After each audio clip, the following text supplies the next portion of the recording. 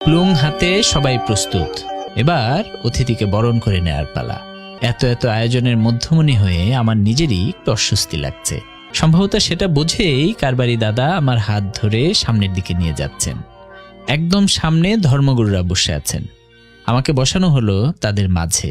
তারপর ফুলের মালা পরিয়ে সম্মান জানানো হলো।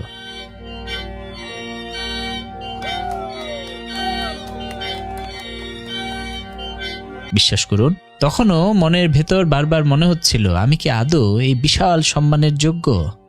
সম্মান জানানোর পর্ব শেষে শুরু হলো ম্রোদের সেই ট্র্যাডিশনাল নাচ। একদিকে রূপার গহনা আর রঙিন পোশাকে পাড়ার মেয়েরা, অন্যদিকে প্লুং বাজাচ্ছে পাড়ার ছেলেরা। কিছুক্ষণ এভাবে চলার পর একটা বাঁশকে কেন্দ্র করে সবাই যখন নাচের তালে ঘুরতে শুরু করলো, আমার কাছে মনে হলো আমি যেন অন্য কোনো এক জগতে হারিয়ে যাচ্ছি।